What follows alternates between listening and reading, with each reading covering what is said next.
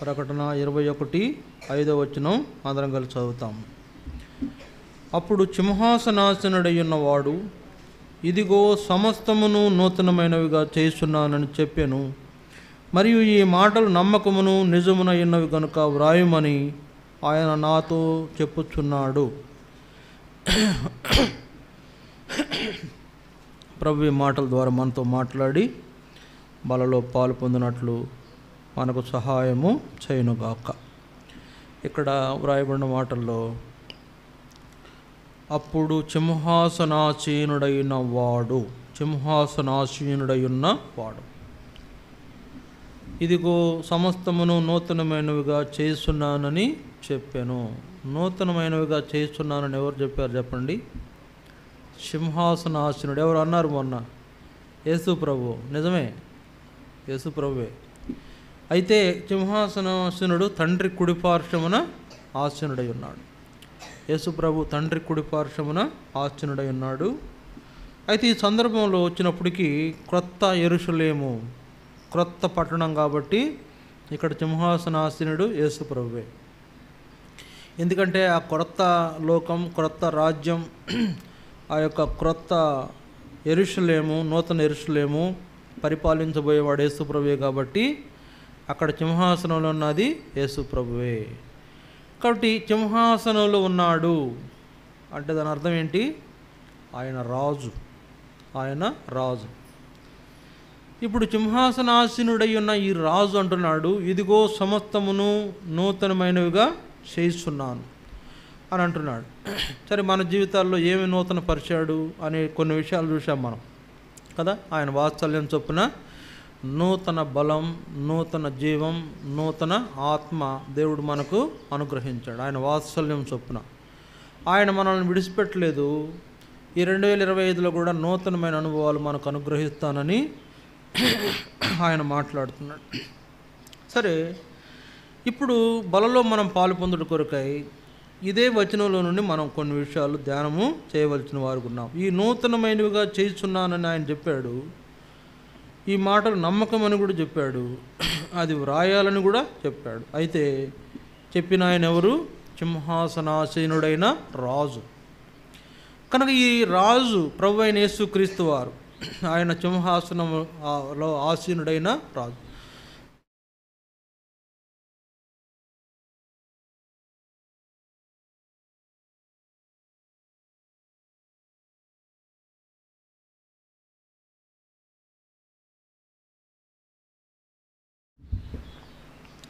కనుక ఇప్పుడు ఈ రాజు ఏం చేస్తున్నాడు?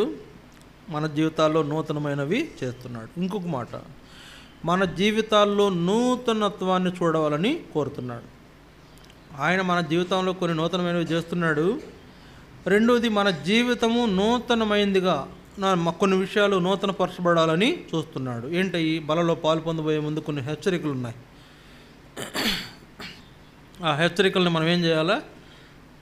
ఆధారం చేసుకోవాలి, చూసుకోవాలి, జ్ఞాపకం చేసుకోవాలి. హెచ్చరికలని జ్ఞాపకం చేసుకుని దేవుని హెచ్చరికలను బట్టి మనం సరి చేసుకొని ఈ మాటలను ఆధారం చేసుకొని సరి చేసుకుంటాము. బలలో కూడా యోగ్యముగా పాలు పొందుతాం. చూడండి, ఇక్కడున్న వాక్యములో ఆయన సింహాసనాసీనుడైన దేవుడు అంటే రాజు, ఆయన రాజుగారు కనుక ఇప్పుడు మనం ఆయన క్రింద ఉన్న ఏమంటాం? ప్రజలం. ఆయన కింద ఉన్న ప్రజలం. సరే, ఇప్పుడు ఈ సందర్భంలో మనకి ఎలాంటి నూతనమైనటువంటి విధానం మనం కలిగి ఉండాలో ఆయన జ్ఞాపకం చేస్తున్నాడు. ఆ మాటలేంటి కొన్ని విషయాలు మనము చూస్తాం. చూడండి, దేవుని వాక్యంలో యెహెజ్కేలు గ్రంథం 18వ అధ్యాయం, యెహెజ్కేలు గ్రంథం 18వ అధ్యాయము 30-31 వచనాలు మనం చదువుకోవాలి. యెహెజ్కేలు 18వ అధ్యాయము 30-31 వచనాలు మనం చదవాలి. పేజీ నెంబర్ 701, పాత నిబంధనలో పేజీ నెంబర్ 701, యెహెజ్కేలు గ్రంథం 18వ అధ్యాయము 30-31 వచనాలు. కాబట్టి ఇశ్రాయేలీయులారా, ఎవని ప్రవర్తనను బట్టి వాని శిక్షింతును, మనసు త్రిప్పుకొని మీ అక్రమములు మీకు శిక్షా కారణములు కాకుండానట్లు వాటన్నిటినీ విడిచిపెట్టుడి. మీరు జరిగించిన అక్రమ క్రియలన్నిటిని విడిచి నూతన హృదయమును నూతన బుద్ధియు తెచ్చుకొనుడి. ఇశ్రాయేలీయులారా, మీరెందుకు మరణం నొందుదురు? ఇదే ప్రభువకు యెహోవా వాక్కు. బలలో పాలు పొందబోయేటప్పుడు దేవుడు మనకు జ్ఞాపకం చేస్తున్న నూతనమైన విధానంలో మన జీవితం మార్చబడడానికి మొట్టమొదటి సంగతి ఏంటంట? మీ బుద్ధిని నూతనమైన బుద్ధి తెచ్చుకొనుడి. నూతనమైన బుద్ధి తెచ్చుకొనుడి. అందుకే అక్కడ పైన ఏమన్నాడు? మీ అతిక్రమములు మీకు శిక్షా కారణములు కాకుండా. మీ అతిక్రమాలు, మీ యొక్క పాపములు, మీ యొక్క తిరుగుబాటు, మీ యొక్క అవిధేయత మీకు శిక్షా కారణాలు కాకుండా ఉండాలంటే ఏం చేయాలా? నూతన బుద్ధిని తెచ్చుకోవాలి. కనుక మన బుద్ధి మార్చబడాలి, మన బుద్ధి మారాలి. ఇంకెంతకాలం 2024 బుద్ధి చూపిస్తానంటే ఎట్లా? నూతనమైన బుద్ధి మనం కలిగిన వారుగా ఉండాలి. ఎందుకంటే అలా మన బుద్ధి మార్చబడకపోతే మన పైన శిక్షా విధి ఉందంట. చూసారా? శిక్షా విధికి మన తప్పులే కారణాలు అవుతున్నాయి. అందుకే 30 వచనంలో, కాబట్టి ఇశ్రాయేలీయులారా ఏమన్నాడు? ఎవని ప్రవర్తనను బట్టి వానిని శిక్షించు. ఎవని ప్రవర్తన బట్టి వాళ్ళనే శిక్షిస్తా. మీరు తప్పు చేస్తే వేరే వాళ్ళని శిక్షిస్తాను. కనుక ఎవరు తప్పు చేశారో వాళ్ళని శిక్షించబోతున్నా. మీ అతిక్రమాలు, మీ తిరుగుబాటు మీకు శిక్షా కారణాలు కాకూడదు. అందుకేం చేయాలా? నూతన బుద్ధి తెచ్చుకోండి. బుద్ధి మారాలి, బుద్ధి మారాలి. ఎంతకాలం ఆ చంచలత్వంలో ఇంకా జీవిస్తామని చెప్పండి? ఎంతకాలం ముసుగులో గుద్దులాట? ఎంతకాలం ఇంకా దేవుని విరోధంగా ఉంటాం? ఎంతకాలం ఆయన ఇంకా దుఃఖ పెడతాం? ఎంతకాలం మన యొక్క బుద్ధి వక్ర మార్గంలో ఉంటుంది? అందుకే నూతనమైన బుద్ధి తెచ్చుకోవాలా. బుద్ధి దేవుని ప్రజలకు చాలా అవసరమైనదిగా ఉంది. బుద్ధి లేని వాళ్ళు ఎవరు చెప్పండి? దేవుని నమ్మని వాళ్ళు, లోకస్తులు, విగ్రహారాధనలు ఉన్నవాళ్ళు, సైతాన్ని వెంబడించేవాళ్ళు బుద్ధి లేని పనులు చేస్తుంటారు. అవే పాపాలు. ఏంటా బుద్ధి లేని పనులు? అన్యాయంగా ఇతరులను ద్వేషించడం, అన్యాయంగా ఇతరులను దూషించడం, అన్యాయంగా ఇతరులను ఆశించడం, అన్యాయంగా ఇతరులను మోసగించడం, అన్యాయంగా ఇతరులకు అబద్ధాలు చెప్పడం, ఇవన్నీ బుద్ధి లేని పనులే. కనుక ఇంకెంతకాలం ఇతరులను మోసగిస్తావు? ఇంకెంతకాలం దేవునికి అవిధేయత, తిరుగుబాటు కలిగి జీవిస్తావు? అందుకే ఇప్పుడైనా నూతన బుద్ధి తెచ్చుకో. అప్పుడే మీరు బ్రతుకుతారంటున్నాడు. చూడండి, అప్పుడే మీరు బ్రతుకుతారు. ఇదే ప్రభువుకు యెహోవా వాక్. నూతనమైన బుద్ధి మీకు అవసరంగా ఉంది. అందుకే కిందేమన్నాడు 32లో, మరణం నొందువాడు మరణం నొందుటను బట్టి నేను సంతోషించువాడను కావున మీరు మనసు త్రిప్పుకొనుడి, అప్పుడు మీరు బ్రతుకుదురు. ఇదే ప్రభువుకు యెహోవా వాక్. మీరు నశించిపోవాలని కోరుకోవట్ల దేవుడు, మనము నష్టపోవాలని కోరుకోవట్ల దేవుడు. మీరు ఎందుకు మరణం నొందుతారు చెప్పండి? ఎందుకు ఇబ్బంది పడతారు? ఎందుకు మీరు శిక్షావిధికి కారణమవుతారు? ఎందుకు ఈ శిక్ష మీకు అవసరమా? ఆ శిక్ష మీకు కలగకుండా ఉండాలంటే ఏంటంటే నూతన బుద్ధి తెచ్చుకోండి. నూతన బుద్ధి. బుద్ధి ఎలాంటిదంట? ఎలా ఉండాలి బుద్ధి? వివేకమైన బుద్ధి ఉండాలి మనం. అందుకనే సామెతలు 2:11 రాయబడింది, బుద్ధి నిన్ను కాపాడును, వివేచన నీకు కావలి కాయను. బుద్ధి నిన్ను కాపాడును, వివేచన నీకు కావలి కాయను. ఎవరి మాట అంటున్నాడు? సొలొమోను, దావీదు కుమారుడు సొలొమోను అంటున్నాడు, బుద్ధి నిన్ను కాపాడును, వివేచన నీకు కావలి కాయను. కాబట్టి బుద్ధి నిన్ను కాపాడేదిగా ఉంటుంది, నశించిపోకుండా కాపాడేదిగా ఉంటుంది, నువ్వు నష్టపోకుండా కాపాడేదిగా ఉంటుంది. కనుక నూతన బుద్ధి అవసరంగా ఉంది. ఇప్పుడు నూతన సంవత్సరంలో ఆయన నూతనమైన వాత్సల్యం మనం చూడాలన్నా, ఆయన యొక్క నూతన బలం మనం పొందాలన్నా, ఆయన యొక్క నూతన జీవం మనం పొందాలన్నా, ఆయన నూతన ఆత్మ మనం పొందాలన్నా మనకు కావాల్సింది ఏంటి? ఇప్పుడు నూతన బుద్ధి అవసరం. మన బుద్ధిలో మార్పు రావాలా? బుద్ధి తక్కువ వాళ్ళు ఏం చేస్తారు చెప్పండి? బుద్ధిహీనులు. అందుకని వాళ్ళ గురించి రాయబడింది. చూడండి, కీర్తన 14వ అధ్యాయం. కీర్తన 14వ అధ్యాయం వాళ్ళ గురించి రాయబడింది. కీర్తన 14 2వ వచనం చూడండి. 2వ వచనం,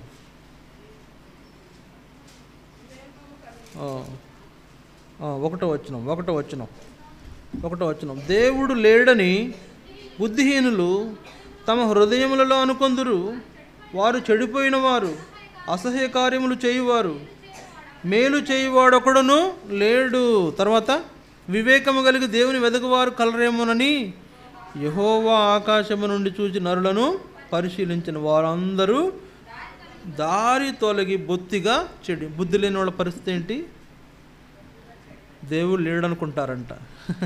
బుద్ధి లేని వాళ్ళ పరిస్థితి ఏంటి? దేవుడు లేడనుకుంటారంట. తర్వాత చెడిపోయిన వారు అవుతారంట. అసహ్య కార్యాలు చేసేవాళ్ళు అవుతారంట.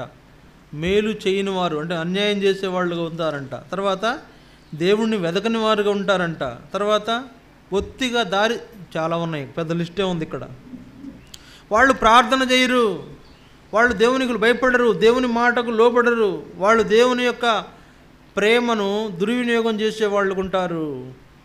అందుకే వాళ్ళు ఏంటంట, ఏం చేస్తారు? యెహోవాకు ప్రార్థన చేయకుండా ఆహారం మింగే వాళ్ళు ఉంటారంట. బుద్ధి లేని వాళ్ళకుండే లక్షణాలన్నీ రాయబడినాయి ఆ అధ్యాయంలో. కనుక వాళ్ళు ఎలా ఉంటారు?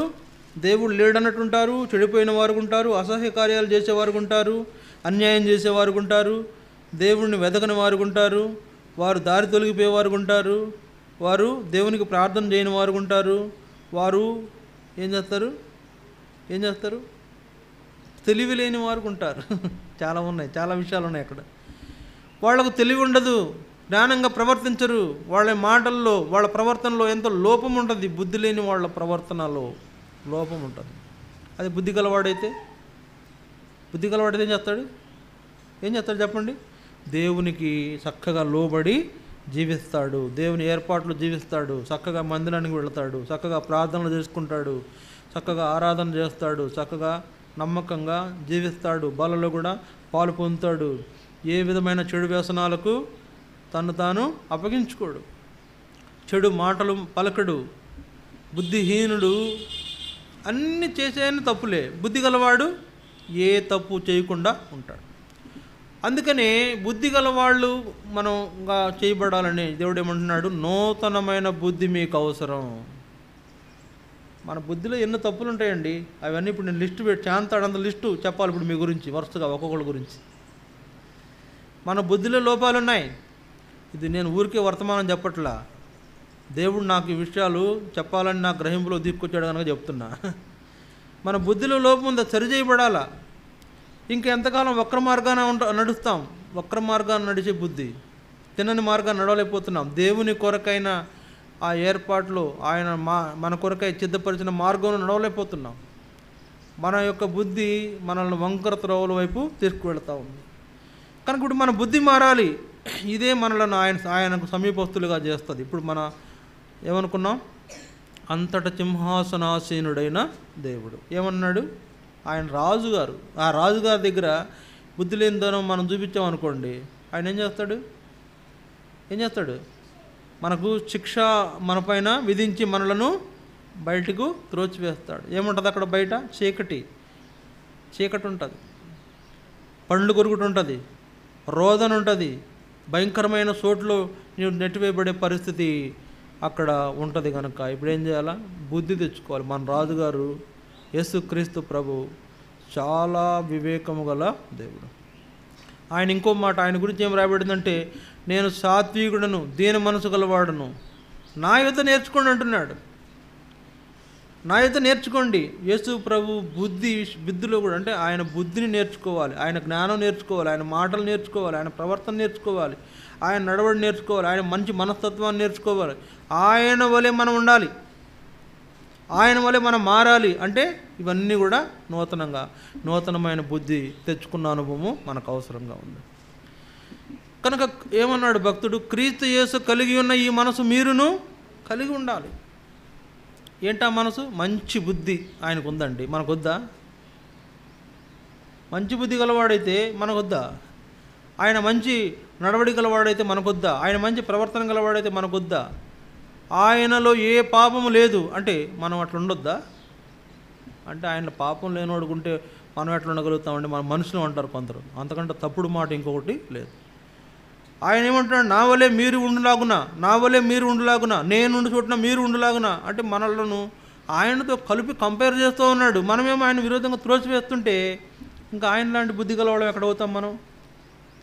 ఆయనే మనల్ని కలుపుకోవాలనుకుంటున్నాడు, మనమేమో అమ్మో నీతో మేము ఎక్కడ తూగుతామంటున్నాం. ఎందుకు తూగం? ఎందుకు తక్కువ? బ్యాలెన్స్ చేయండి, ఆయనలాగా ప్రవర్తించడం నేర్చుకోండి. మాటల్లో తొందరపాటు ఎందుకు? సరే ఒక్కసారికి వస్తుందని నేను చెప్పాను, కానీ క్రమక్రమంగా మారాలి. ఒకప్పుడు ఒక ఆయన పెద్ద వదరబోతు, పెద్ద దుర్భాషలాడేవాడు, పెద్ద దుర్మార్గంగా ప్రవర్తించేవాడు. ఇప్పుడు మారిపోయాడు. ఇప్పుడు మాటలోనైనా చాలా జాగ్రత్తగా మాట్లాడు, అంటే తొందరపాటు లేకుండా మాట్లాడుతున్నాడు. ఆయన ఎవరో కాదు, నేనే. మారిపోయా. అంతకుముందు ఎలా దౌర్భాగ్యంగా మాట్లాడి, బుద్ధిహీనంగా మాట్లాడి నేను ఇప్పుడు మార్చుకోవాలి. నిదానంగా క్రమక్రమంగా మార్చుకోవాలి. మన ప్రవృత్తి మార్చుకోవాలి, మన యొక్క విధానం మార్చుకోవాలి. ఇప్పుడు ఈ నూతనమైన బుద్ధి తెచ్చుకోవడం అనేది చాలా అవసరం, చాలా అవసరం. అది మనకు ఎన్నో రకాలైన ప్రయోజనాలను తీసుకొస్తుంది. బలలో పాలు పొందబోయే ముందు నూతన బుద్ధి కలిగిన వారమై బలలో మనం పాలు పొందాలి. ఇంకా పాత బుద్ధిని చూపిస్తే ఇంక మనం మేము మేలు పొందుతాం చెప్పండి? దేవుడు ఎలా సంతోషిస్తాడు మనల్ని చూసి? అందువల్ల మన బుద్ధి మార్చబడాలి. నూతన బుద్ధి మనం తెచ్చుకునే వారంగా ఉండాలి. మన శిక్షావిధి కలగకుండా ఉండాలంటే నూతన బుద్ధి అనుభవం మనకు అవసరం. ఇది ఒక సంగతి. రెండోది చూడండి, రోమాపత్రిక 12వ అధ్యాయం 2వ వచనం, మొదటి 2 వచనాలు చూడండి. రోమాపత్రిక 12వ అధ్యాయము మొదటి 2 వచనాలు, పేజీ నెంబర్ 142, క్రొత్త నిబంధన, రోమా 12:1-2 వచనాలు. కాబట్టి సహోదరులారా, పరిశుద్ధమును దేవునికి అనుకూలమునైన సజీవ యాగముగా మీ శరీరములను ఆయనకు సమర్పించుకునుడని దేవుని వాత్సల్యమును బట్టి మిమ్మల్ని బతిమాలుకొనుచున్నాను. ఇటు సేవ మీకు యుక్తమైనది. మీరు ఈ లోక మర్యాదను అనుసరింపక ఉత్తమమును అనుకూలమును సంపూర్ణమునై ఉన్న దేవుని చిత్తమేదో పరీక్షించి తెలుసుకున్నట్లు మీ మనసు మారి నూతనమవటం వలన రూపాంతరము పొందుడి. మీ జీవితం మార్చబడాలి. మీ జీవితం మార్చబడాలి. ఎవరికి రాస్తున్నాడు? ఏమని రాస్తున్నాడండి ఇక్కడ? ఎవరికి రాస్తున్నాడు? అన్ని జనులకు రాస్తున్నాడా? కాదు కదా. అన్ని జనులకు రాయట్లే, అక్కడ భక్తులకే రాస్తున్నాడు. ఆయన ఏర్పాటు చేసిన సంఘంలో ఉన్న రోమా సంఘంలో వాళ్ళకి రాస్తున్నాడు. అక్కడున్న పరిశుద్ధులకు రాస్తున్నాడు. అందుకే చూడండి, రోమా 1వ అధ్యాయంలో రాస్తున్నాడు, పరిశుద్ధులకు నేను రాస్తున్నానని మొదలు పెడతాడు. కాబట్టి ఎవరికి రాస్తున్నాడంటే దేవుని పిల్లలకే. ఇది ఎవరికంటే దేవుని పిల్లలకే. వాళ్ళు ఏం చేయాలి? వాళ్ళ జీవితం మార్చబడాలి. వాళ్ళ జీవితంలో మార్పు కలగాలి. నూతనంగా రూపాంతరం పొందాలి. రూపాంతరం పొందాలి. రూపాంతరం అంటే అంతకుముందు ఒకటి, ఇప్పుడు మార్చబడిన తర్వాత ఇప్పుడు ఇంకొకటి. అంతకుముందు మన జీవితంలో దేవునికి ఇష్టమైన వారుగా లేము. దేవుని సేవను జరిగించేటువంటి అనుభవంలో, అంటే యుక్తమైన సేవ జరిగించే అనుభవంలో లేము. ఏదో వెళ్ళాలి కాబట్టి వెళుతున్నాం మందిరానికి, ఏదో చేయాలి కాబట్టి చేస్తున్నాం భక్తి, ఏదో మోకరించాలి కాబట్టి మోకరిస్తున్నాం, ఏదో కానుక ఇవ్వాలి కాబట్టి ఇస్తున్నాం. ఇవన్నీ ఎవరికి కావాలి? ఏదో నా అవసరం ఏదో అక్కడ ఉంది కాబట్టి నేను మందిరానికి వెళుతున్నా అనుకుంటారు కొందరు, అనుకుంటారు. చూడండి, ఇక్కడ ఎవరు లేకపోయినా ఖచ్చితంగా దేవుడు ఉంటాడు. ఇక్కడ ఖచ్చితంగా దేవుడు ఉన్నాడంటే ఆయనతో పాటు ఎవరుంటారో తెలుసా మీకు? ఒకవేళ ఎవరు లేకపోయినా, మనుషులు అనేవాళ్ళు లేకపోయినా ఖచ్చితంగా దేవుడు ఉంటాడు. దేవుడు ఉంటే దేవుడితో పాటు ఎవరెవరు ఉంటారో తెలుసా?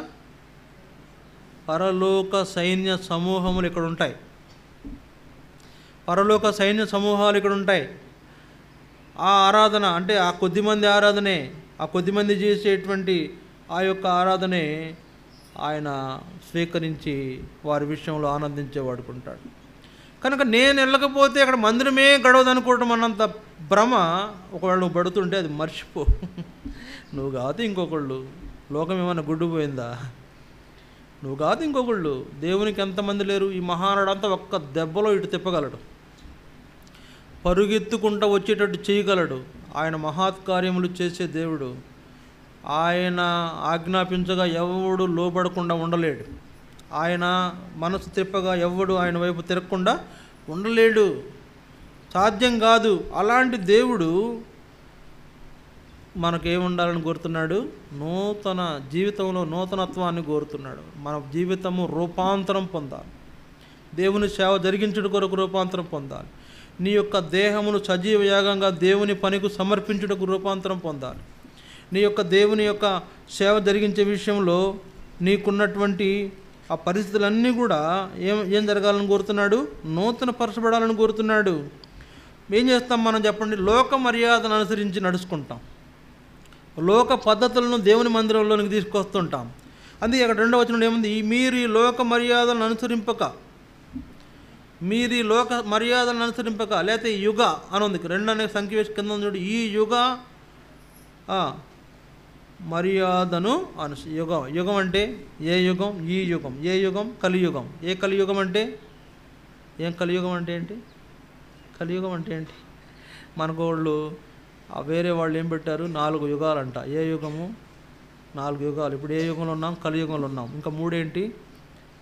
ఏదే త్రేతాయుగం, ద్వాపర యుగం, ఇంకేదో అంటారు. 3-4 యుగాలు ఉన్నాయి. ఇప్పుడు ఇది కలియుగం అంటే వాళ్ళ లెక్కల్లో కలియుగంలో ఉన్నాం. కలియుగం అంటే దేవుని భయం లేనటువంటి వాళ్ళు, పాపంలో ఉన్నటువంటి వాళ్ళు, దేవునికి జీవితాలను సమర్పించలేనటువంటి వాళ్ళు, కనుక దేవుని ఏర్పాట్లు జీవించలేనటువంటి వాళ్ళు, ఈ లోక మర్యాదను అనుసరించి నడుచుకునేటువంటి వాళ్ళు. దేవుడు ఎక్కువ, మనకు లోకం ఎక్కువ. మందిరం ఎక్కువ మనకు, లేకపోతే ఇంకేమైనా వేరే ఉంటే అవి ఎక్కువ. ఏమి ఎక్కువ అంటే ఏం చెప్తాం? చెప్పండి? దేవుని మందిరం మీద మక్కువ ఉండాలి మనకు. దేవుని పరిచర్య మీద మక్కువ ఉండాలా? దేవుని పరిచర్య లోకపరమైనటువంటి పద్ధతులలో నువ్వు చేయలేవు. లోకపరమైన మర్యాదలతో దేవుని పని జరగదు. ఒక పాస్టర్ గారు ఉన్నాడు. ఆయన విజిటింగ్కి రావాలంటే వాళ్ళ ఇంటికి పూల దండలతో ఆహ్వానించాలి, రెడ్ కార్పెట్ పరచాలా, పూలు చల్లుకుంటా తీసుకెళ్ళాలా. అది లోక మర్యాద. లోక మర్యాదతో దేవుని పరిచర్య చేయలేవు. కనుక దేవునికి మన జీవితాలను సమర్పించి, మన జీవితాలు అంతకుముందున్నటువంటిది మార్చబడి నూతనమైన రూపాంతరం పొందిన అనుభవంలోనే దేవుని సేవ జరిగించాలని దేవుడు కోరుతున్నాడు. ఇంకో మాట బ్రతిమాలాడు పౌలు గారు. బ్రతిమాలుతున్నాను. ఈ బ్రతిమాలడం అనేది నాకేం జ్ఞాపకం చేస్తుందంటే, మీరు నష్టపోకూడదని, మీ యొక్క అవిధేయత వల్ల దేవునికి మీరు దూరమైపోకూడదని, ఆ పరలోక భాగ్యమును మీరు పోగొట్టుకోకూడదని, ఈ లోక సంబంధమైనటువంటి విధానాలను కలిగి పరలోక సంబంధమైన పోగొట్టుకుంటే ఎట్లా? అందుకే ఆయన అంటున్నాడు, ఈ లోక పద్ధతులను మీరు మార్చుకోండి. మీ జీవితంలో లోక పద్ధతులను మార్చుకోండి, లోక ఆచారాలను మార్చుకోండి, లోక విధానాలను మార్చుకోండి, లోకస్తులలాగా ఉండటం మార్చుకోండి. ఎవరండి మనం? ఎవరు? పరలోక సంబంధులం. ఈ లోకస్తులం కాదు మనం. ఒకవేళ ఇంకా లోక మర్యాదను జరిగిస్తుంటే నువ్వు లోకస్తుడివే. ఇంకా లోక పద్ధతుల్లో పోతుంటే నువ్వు లోకస్తుడివి అయిపోతావు. కనుక మనం అత్యున్నతమైనటువంటి ఆ యొక్క సింహాసనాసీనుడైన ప్రభువు యొక్క ప్రజలం. ఆయన మనల్ని తన యొద్దకు చేర్చుకోవాలని చూస్తుంటే మన విధానాలతో ఆయనకు దూరంగా పారిపోతున్న వాళ్ళం. ఆయనకు సంబంధించిన వారమైతే ఆయనతో కూడా ఉండాలి కదా, ఆయన తగినట్లు ఉండాలి కదా, ఆయన తగినట్టు నడుచుకోవాలి. కానీ ఎట్లా పడితే అట్లా నడుచుకుంటే మనం ఏం మారినట్టు? మన జీవితాలు ఏం మారినట్టు చెప్పండి? మనసులో ఒకటి, బయటకు ఒకటి, హృదయంలో ఒకటి, వెలుపటికి చూపించేది ఒకటి. ఇది మన జీవితం అయితే మన జీవితం మారనిదిగా ఉండిపోతుంది, రూపాంతరం పొందినదిగా ఉండిపోతుంది. సేవ జరగదు, దేవుని పని జరగదు. దేవుని యొక్క పనిలో లోక పద్ధతిని అప్లై చేస్తే, లోక పద్ధతులలో దేవుని యొక్క పనులు చేయాలని చూస్తే అది మనకు చాలా కీడును కూడా తీసుకొచ్చేదిగా ఉంటుంది. అందువల్ల దేవునికి మనము మన శరీరాలను సజీవ యాగంగా సమర్పించుకొని ఏం చేయాలా? ఆయన సేవ చేయాలి. అది జరగాలంటే ఏం జరగాలి? మన జీవితం మార్చబడాలి, మన విధానాలు మార్చబడాలి, మన అలవాట్లు మార్చుకోవాలి. మారాలండి. ఎంతకాలం మారకుండా ఉంటాం? ఎంతకాలం అని ఆయన ఎదురు చూడాలి మన కోసం. ఒకవేళ ఎక్కడైనా దేవునికి మనం విరోధంగా చేస్తున్నాము అని మనకు అనిపిస్తే వదిలిపెట్టేసేయండి. ఎందుకు దాన్ని దేవునికి విరోధంగా చేయాలా? మన జీవితాన్ని కాపాడుకోవాలి, మన యొక్క జీవిత విధానాన్ని కాపాడుకోవాలి. అలాంటి వాళ్ళుగా మనం మనం మార్పు చెందిన జీవితం గలవారు ఉండాలని దేవుడు జ్ఞాపకము చేస్తున్నాడు. ఇది రెండవది. మూడవది చూడండి, దేవుని వాక్యం ఎఫెసీ 4వ అధ్యాయం 23వ వచనం. ఎఫెసీ 4వ అధ్యాయం 23వ వచనం. ఎఫెసీ 4:23.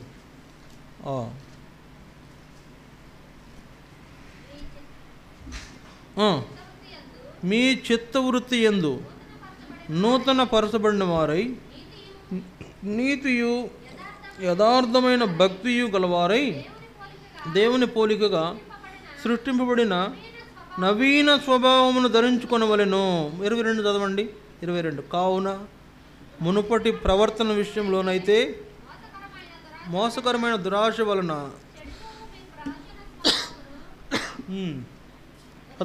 వదులుకొని మీ చిత్తవృత్తి యందు నూతన పరచబడాలి.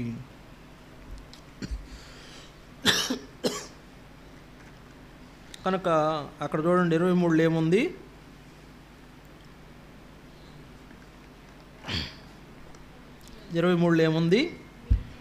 మీ చిత్తవృత్తి యందు. ఏం రాయబడిందండి? మీ చిత్తవృత్తి యందు అంటే దాని అర్థం ఏంటంటే మీ మైండ్ ఏం మారాలా? మీ మైండ్ మారాలా. అక్కడ నేను రాసుకున్నాను. అందువల్ల ఏం మారాలబ్బా ఇక్కడ ఆలోచిస్తే రకరకాలుగా ఆలోచన చేసి విశ్లేషిస్తే డీకోడ్ చేస్తే వచ్చింది ఏంటంటే మీ మైండ్ మారాలి. మొదట ఏం మారాలా? మీ బుద్ధి మారాలా. రెండోది ఏం మారాలా? మీ జీవితం మారాలా. మూడోది ఏం మారాలా? మీ మైండ్ మారాలా. నూతనమైన వ్యక్తిగా నువ్వు కనబడాలంటే, దేవునికి సంబంధించిన నూతనమైనటువంటి లక్షణాలు నీలో కనబడాలంటే నీ మైండ్ మారాలి. నీ మైండ్లో లోపం ఉంది. మైండ్ అంటే ఏంటి? చిన్న నువ్వు చెప్పు. మైండ్ అంటే ఏంటి? బుర్ర. Very good. ఉండాల్సిన వాళ్ళే మీరిద్దరు. ముందుకురా. Very good. మీరిద్దరు ఉండాల్సిన వాళ్ళే. మైండ్ అంటే బుర్ర. Very good. నీకు కూడా కొత్త నిబంధన ఇస్తాం, బైబిల్. ఓకేనా? రైట్. ఆయన కూడా ఒకటి ఉండబ్బాయి. కాబట్టి మైండ్ మారాల, బుర్ర మారాలి. బుర్ర అంటే ఆలోచన విధానం మారాలి. దేవుని కొరకైన ఆలోచించే ఆలోచనలు మారాలి. నీ యొక్క స్వభావం, నవీన స్వభావం నీకు కలగాలంటే దేవుని గురించి బెస్ట్గా ఆలోచించే ఆలోచన నీకు ఉండాలి. దేవుని గురించి ఎలా ఆలోచిస్తాను చెప్పండి. మన ఆలోచనలో దేవుని గురించిన ఆలోచన ఎట్లా? అసలు ఆయన ఏంటి? సింహాసనాసీనుడైన వాడు. ఎవరైనా? మన ప్రభు, మన రాజు, మన అధిపతి, మన అధికారి, మన పైన అధికారం గలవాడు. ఆయన మనకు ఆజ్ఞాపించేవాడు. ఆయనకు తగినట్లు మనము మన జీవితం లేకపోతే మన స్వభావం మార్చబడాలంటే ఏం చేయాలా? బుర్ర చెప్పు. Very good. బుర్ర మార్చుకోవాలి. Very good. బాగా చెప్తున్నావు. బుర్ర మార్చుకోవాలా. మన యొక్క మైండ్ మారాలా, మైండ్ సెట్ మారాలా. ఒక దాంట్లో ఫిక్స్ అయిపోయి ఉంటాం మనం. ఇక ఇంతే, నా మైండ్ అంతేనండి, నేను అంతకంటే చేయలేను అంటే. అంతకంటే చేయలేవా? చెయ్యాలి కదా. అంతకంటే ఇంక వేరే చేయాలి. ఒకటే కాదు, ఎన్నో చేయాలి. అవునా? Very good. బాగా చెప్తున్నాడు అబ్బాయి. ఎన్నో నూతనమైన విషయాలు జరగాలి. మన ఆలోచన విధానం మారితేనే జరుగుతాయి. లేదా ఎట్లా జరుగుతాయి చెప్పండి? ఎన్నో నూతనమైన సంగతులు మనము జరిగించాలంటే మన మైండ్ సెట్ మారాలి. ఒకదాని మీదే ఉండిపోతాం. ఇంకంతే, నేను అంతేనండి, నేను మారను, నేను ఇంతే. ఎట్లుంటామంట? నేను ఇంతే.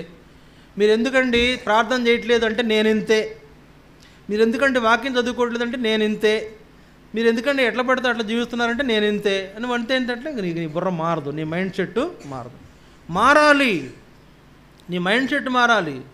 నీ ఆలోచనలు మార్చుకో. దేవుని పైన నీ ఆలోచనలు, నీ భారాలు ఆయన పైన వెయ్యి. ఆయన సహాయం చేస్తాడు. కాబట్టి చాలామంది దినాల్లో మైండ్ నూతనంగా అంటే ఇంకా పాత మైండ్ని ఉపయోగిస్తున్నారు. కొంతమంది ఆలోచనలు మనం చూస్తాం. ఎట్లా ఉంటాయి వాళ్ళ ఆలోచనలు?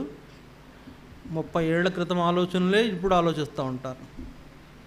ఇంకా అదే 30 ఏళ్ల క్రితం అంటే వాళ్ళ తాత వాళ్ళ నాన్న నేర్పిన పద్ధతులే ఇంకా చేస్తూ ఉంటారు. ఇప్పుడు ఇట్లా లేదు. ఇప్పుడు ఎలా ఉంది లోకం? 30 ఏళ్ళ తర్వాత సంగతి ఆలోచిస్తున్నారు.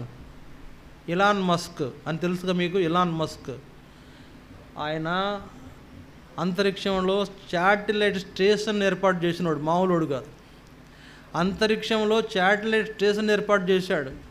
ఎప్పుడో 30 సంవత్సరాల క్రితమే. ఏంటది, బటన్లు నొక్కకుండా టచ్ ఫోను రావాలని ఆలోచించినోడు. ఎప్పుడు 30 ఏళ్ళ క్రితమే. బటన్లు నొక్కకుండా టచ్ చేస్తే అది రావాలా, అది మనకు ఆ స్క్రీను ఆన్ అవ్వాలి. అట్లా రావడానికి అప్పుడే ప్లాన్ చేసినోడు, మామూలుడు కాదు. ప్రస్తుతం ఈ లోకంలో అత్యంత ధనవంతుడు.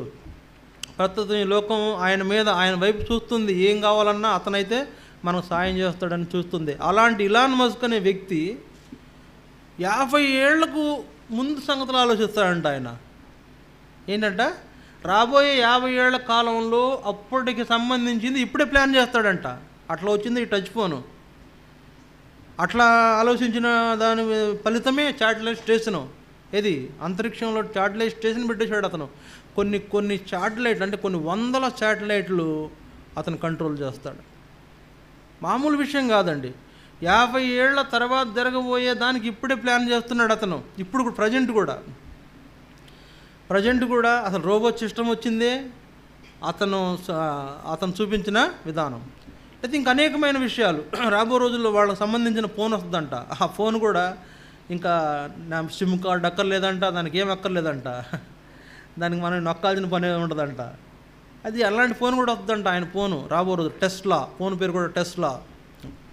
కాబట్టి ఇట్లాంటి నూతనమైన టెక్నాలజీని ఉపయోగిస్తున్నటువంటి వాళ్ళు లోకంలో అనేకులు ఉన్నారు. మనమేమి ఇంకా వెనక 30 ఏళ్ల క్రితం మన తాత ముత్తాతలు ఆలోచిస్తే ఎట్లా? మారాలి. మన యొక్క మైండ్ సెట్ మారాలి. అయితే ఆయన లోక సంబంధమైన ఆలోచిస్తున్నాడని పక్కన పెడదాం. ఇప్పుడు మనం ఏం చేయాలా? దేవుని సంబంధమైన ఆలోచించాలి. దేవుని సంబంధమైనవి ఏంటి? రాబో కాలంలో మన వీళ్ళలో జరగబోయే సంగతులు ఏంటి? మధ్యాకాశానికి యేసు ప్రభు వస్తాడు. ఆయన మనకు కడబూర ఊతాడు. భూ అని వదంగానే మనం ఏం చేయాలా? ఆయన దగ్గరికి వెళ్ళే వారంగా సిద్ధపడాలి. అంటే మన మైండ్ సెట్ మారాలి. ఇది మైండ్ సెట్లోనే ఉంటే అన్నం వండుకుందాం, కూర వండుకుందాం, పప్పుచార, ఉప్పు చేప ఇదే ఆలోచిస్తా కూర్చుంటే మరి పరలోకం ఎలా సిద్ధపడతాం? అందుకే మన మైండ్ సెట్ మారాలి. దేవుని పైన మన మనసును లేదా మన యొక్క ఆలోచనను దేవుని పైన కేంద్రీకరించాలి. దేవుడికి సంబంధించిన వారంగా మనం ఆలోచించాలి. దేవుని వైపు నుండి ఒక ఆయన అన్నాడు ఈ మధ్యలో, దేవుని కన్నులతో ఈ లోకాన్ని చూడు. నువ్వు ఏమన్నాడు? దేవుని కన్నులతో ఈ లోకాన్ని చూడు. నీ కన్నులతో ఈ లోకాన్ని చూస్తే నీకు అంత చెడే కనపడుతుంది. దేవుని కన్నులతో చూడు, నీకు దేవుని ఏర్పాటు కనపడుతుంది. కాబట్టి మన మైండ్ సెట్ మారాలి. చిత్తవృత్తి యందు నూతన పరచబడడం అంటే అదే, మీ మైండ్ మారాలి. అలాంటి అనుభవంలో నూతనమైన మైండ్ మనకు అవసరమని దేవుడు కోరుతున్నాడు. ఇది 3వ విషయం. 4వ విషయం చూడండి, దేవుని వాక్యంలో 4వ విషయం. మరి కీర్తన 51వ అధ్యాయం 10వ వచనం. కీర్తన 51వ అధ్యాయము 10వ వచనం దయచేసి. దేవా, నా యందు శుద్ధ హృదయము కలుగు చేయము, నా అంతరంగములో స్థిరమైన మనసును నూతనముగా పుట్టించుము. ఇప్పుడు మనకేం కావాలి చెప్పండి? ఏం కావాలా? నూతన మనసు కావాలా? ఏం కావాలి మనకి? నూతన మనసు. మనసు అంటే ఏంటి? ఇప్పుడు ఇంగ్లీష్లో చెప్పు. మనసుని ఇంగ్లీష్లో ఏమంటారు? గుండె. Very good. చప్పట్లు కొట్టండి పిల్లలకిద్దరికి. ఈ పిల్లలిద్దరు బాగా తొందరగా నేర్చుకుంటారు ఏదైనా చెప్తే కనుక. చాలా బాగున్నారు, షార్ప్గా ఉన్నారు. మీరు కూడా నేర్చుకుంటే అలా చెప్తారు, బాగుంటుంది. నేర్చుకోండి, మీరు కూడా నేర్చుకోండి. మనసు అంటే గుండె అని చెప్పాడు, తెగించి చెప్పేశాడు. మనసు అంటే ఏంటంటే హృదయం అంటారు, గుండె అంటారు, మైండ్ అంటారు, మెదడు అంటారు. ఇవన్నీ కూడా మనసు కిందకే వస్తాయి. కాబట్టి మనసు, నా మనసు అని ఇక్కడ చూపిస్తాం. నా మనసు అంటే నా గుండె లేదా నా హృదయం అని ఇక్కడ చూపిస్తాం మనం కదా. నా హృదయం ఎంతో మంచిదండి అంటాం. నా హృదయం ఎంతో మంచిదని ఇక్కడ చూపిస్తాం. ఇక్కడ ఏముంది? గుండె ఉంది. చూసారా, పిల్లలు భలే చెప్తున్నారు. గుండె. కాబట్టి నూతనమైనటువంటి మనసు నూతనంగా మనకు మనలో పుట్టించాలని భక్తుడు కోరుతున్నాడు. దేవా, శుద్ధ హృదయము నాయందు శుద్ధ హృదయము కలుగు చేయుము. తర్వాత నా అంతరంగములో స్థిరమైన మనసు నూతనముగా పుట్టించుము. నూతనమైన మనసు మనకు అవసరం. నూతనమైన మనసు అవసరం. నూతనమైన మనసు అవసరం అంటే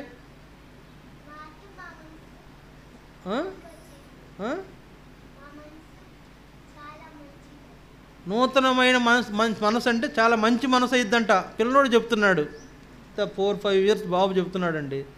నాకు తట్టంది కూడా ఆయన చెప్పాడు. నూతనమైన మనసు అంటే మంచి ఆలోచన కలిగిన వాడుతాడు, మంచి బుద్ధి వచ్చింది, మంచి బుద్ధి కలిగిన వ్యక్తిగా ఉంటాడని చెప్తున్నాడు అబ్బాయి. పరిశుద్ధాత్మ ప్రేరణ అక్కడ పనిచేస్తున్నట్లుంది, మనలో పనిచేయట్లా. నవ్వటం కాదు, చిగ్గుపడాలి. నవ్వే విషయం కాదు ఇది, చిగ్గుపడాల్సిన విషయం. నవ్వే విషయాలు కాదు. కాబట్టి నూతనమైన మనసు నూతనంగా మనము మంచిగా జీవించడానికి సహాయము చేస్తుంది. కాబట్టి ఇప్పుడు నూతనమైన మనసు యొక్క అనుభవంలో దావీదు రావాలని కోరాడు. అంటే ఆయనలో ఏముంది? అపవిత్రత ఉంది, పాపం ఉంది, ఆయనలో దోషాలు ఉన్నాయి, ఆయనలో మోసాలు ఉన్నాయి, ఆయనలో కపటాలు ఉన్నాయి, ఆయనలో ఎన్నో అరాజకాలు ఉన్నాయి, ఆయనలో దుర్మార్గత ఉంది, ఆయనలో దుష్టత్వం ఉంది, ఆయన దేవునికి విరోధం అయిపోయినాడు. అందుకే రక్షణ ఆనందాన్ని పోగొట్టుకున్నాడు. ఆయన దేవుని ఏర్పాట్లు జీవించకపోవడం చేత చాలా దుఃఖపడాల్సిన పరిస్థితులు వచ్చినాయి. అందుకంటున్నాడు, దేవా నాయందు శుద్ధ హృదయము కలుగు చేయమని. అంతకుముందు ఏం హృదయం? మలినమైన హృదయం. ఏంటి చిన్న విషయాలు నేర్చుకోండి అమ్మా, ఇంకెప్పుడు నేర్చుకుంటారు? శుద్ధ హృదయం కలుగు చేయమని అడుగుతున్నాడంటే అంతకుముందు మలినమైన హృదయం, అంతకుముందు రోత హృదయం, అంతకుముందు కంపు కొట్టే హృదయం, అంతకుముందు నల్లని హృదయం, ఇప్పుడు తెల్లని హృదయంగా మార్చబడాలని. ఆయన నూతన మనసును నాకు పుట్టించు అని ప్రార్థన చేస్తాను. నూతన మనసు మనకు మంచి జీవితాన్ని జీవించడానికి సహాయము చేస్తుంది. కాబట్టి ఈ అనుభవంలో స్థిరమైన నూతన మనసు మనకు పుట్టించిన అనుభవంలో ఇంకేం కలుగుతుంది? 12వ వచనం, నీ రక్షణానందము నాకు మరలా పుట్టించుము, సమ్మతి గల మనసు కలుగు చేసి నన్ను దృఢపరచుము. ఏమి మనసులండి ఇప్పుడు? ఇక్కడ చూడండి, స్థిరమైన నూతన మనసు, సమ్మతి గల మనసు. 16వ వచనం, విరిగిన మనసు, విరిగి నలిగిన మనస్సు. ఇలాంటి అనుభవం మనం కలిగి ఉంటే మన జీవితంలో దేవునికి చక్కగా లోబడి మనం జీవించే వాళ్ళంగా ఉంటాం. మంచి జీవితం జీవించేవాళ్ళు, మంచి ప్రవర్తించే వాళ్ళంగా ఉంటాం. మన జీవితంలో మంచితనం చూడాలంటే నూతనమైన మనసు మనకు దేవుడు పుట్టిస్తే చూడగలుగుతాం. కనుక ఇప్పుడు భక్తుడు అంటున్నాడు, నాకు నూతనమైన మనసు నాలో పుట్టించు అని. నూతనమైన మనసు కలిగిన వారంగా మనం ఉండాలని జ్ఞాపకం చేయబడుతుంది. మన మనసులో ఎన్నో రకాలు చెప్పండి, మన మనసులో ఎన్నో రకాలు ఏమొస్తాయి? ఆలోచనలు వస్తాయి. ఏంటి ఆలోచనలు? ఏం ఆలోచనలు వస్తాయి? ఇక్కడ కూర్చునే ఉంటాం, వాక్యం వింటూనే ఉంటాం, కానీ మన మనసు ఎక్కడికో వెళ్ళిపోతూ ఉంటుంది. ఎక్కడికి వెళ్ళిపోద్ది? ఎటో వెళ్ళిపోతూ ఉంటుంది మన మనసు.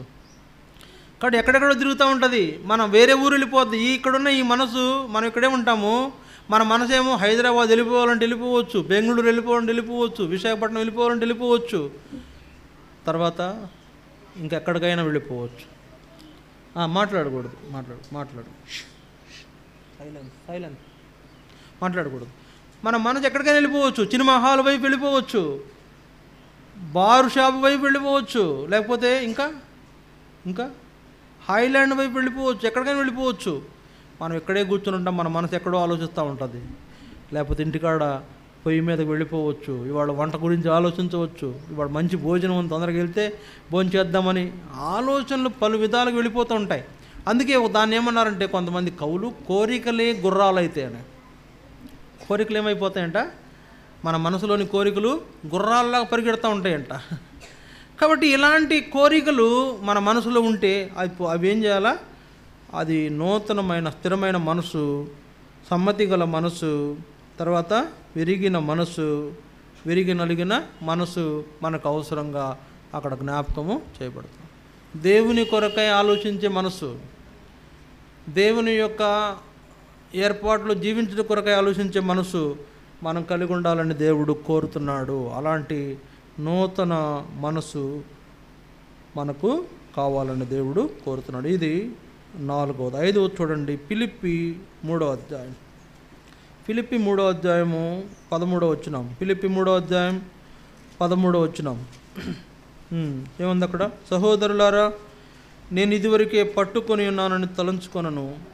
అయితే ఒకటి చేయుచున్నాను, వెనక ఉన్నవి మరిచి ముందున్న వాటికై వేగిరపడుచు క్రీస్తు యేసునందు దేవుని ఉన్నతమైన పిలుపునకు కలుగు బహుమానం పొందవలనని గురి యొద్దకే పరుగుెత్తుచున్నాను. ఇక్కడ 5వది మనకి ఏం జ్ఞాపకం చేయబడుతుంది? ఏం చెప్తుంది? వెనక ఉన్న వాటిని మరచి, వెనక ఉన్న వాటిని మరచి. గతం గతః అన్నారు, అంతే కదండి. గతం గతః వద్దు, అయిపోయింది, అదేదో అయిపోయింది. దానివల్ల నువ్వు ఎంతో పనిష్మెంట్ చేయబడ్డావు, ఎంతో నువ్వు దిగులు పడతావు వచ్చావు, విచారిస్తూ వచ్చావు, ఎన్నో ఇబ్బందులు పడ్డావు, లెగిశావు, అన్నీ జరిగిపోయినాయి. దేవుడు కరుణించాడు, నూతన సంవత్సరం ఇచ్చాడు.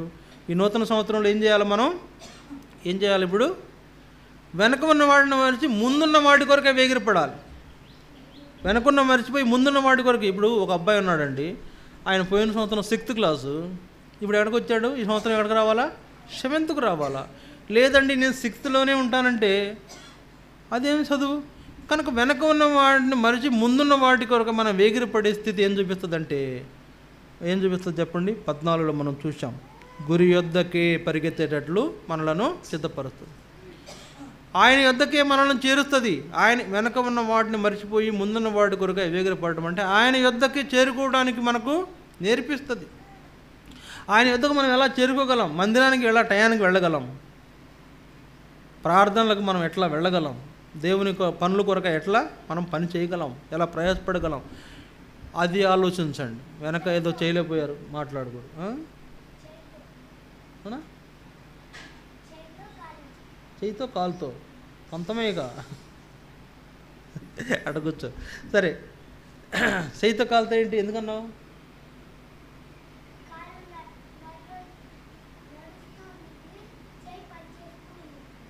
ఓకే, కాలు నడుస్తూ ఉంటుంది, చేయి పని చేస్తూ ఉంటుంది. Very good.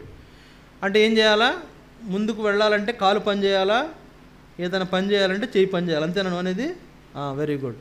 ముందుకు వెళ్ళాలంటే కాళ్ళతో నడవాలా, ఏదైనా పని చేయాలంటే మన చేతులు పని చేయాలా అనేది అక్కడ మనకు జ్ఞాపకం. వెనకున్న మర్చిపోండి.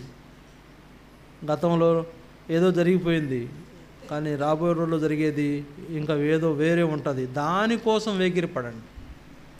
2025 సంవత్సరంలో నూతనమైన కార్యాలను చూడడానికి సిద్ధపడండి. ఆయన గురి, ఆయన లక్ష్యం మనం చేరుకోవడానికి సిద్ధపడండి.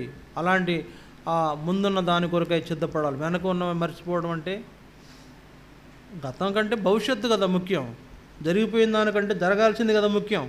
అయింది ఏదో అయిందిలేరా, జరగాల్సిన సంగతి చూడండి అబ్బాయి అంటారు పెద్దోళ్ళు కదా. ఏమంటారు? అయింది ఏదో అయిందిలే, జరగాల్సిన సంగతి చూడండి.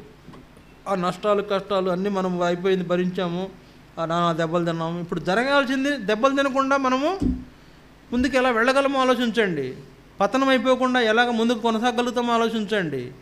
ఇలాంటి వాళ్ళుగా మనం చేయబడాలంటే వెనక ఉన్న వాటిని మరిచి ముందున్న వాటిని చూసి వాటి కొరకై వేగిరపడేవారుగా మనం ఉండాలని మన రాజు, మన ప్రభువు కోరుతున్నాడు. సింహాసనాసీనుడైన దేవుడు మనలను మన కొరకు అంటే నూతనం, ఇదిగో సమస్తము నూతనమైనగా చేస్తున్నాను అని చెప్పిన దేవుడు నూతనమైన బలము, నూతనమైన వాత్సల్యము, నూతనమైన బలము, నూతనమైన జీవము, నూతనమైన ఆత్మ మనకు అనుగ్రహించిన దేవుడు ఇప్పుడు మన జీవితంలో నూతనమైనవి కొన్ని, అంటే అన్నీ చూపించాలని కొన్ని చూపించా. ఏంటిది? నూతనం. మన యొక్క బుద్ధి నూతనం పరచబడాలి. ఒకటోది ఏంటంట? మన బుద్ధి నూతన పరచబడాలి. రెండోది ఏంటి?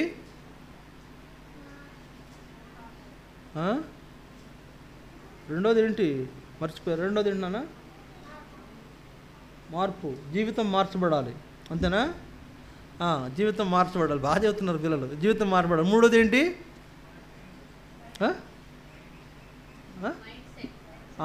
మన మైండ్ మారాలి. నాలుగోది ఏంటి?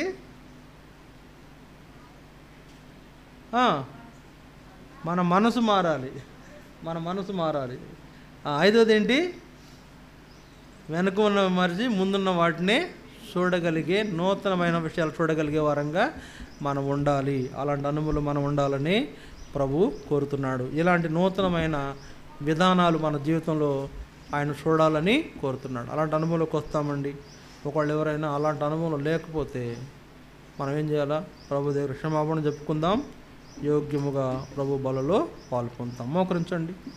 వాక్యాన్ని ఆధారం చేసుకుని ప్రభు దగ్గర మనం మన తప్పులను ఒప్పుకొని బలలో పాల్పొందనంటున్నాం. మోకరించండి.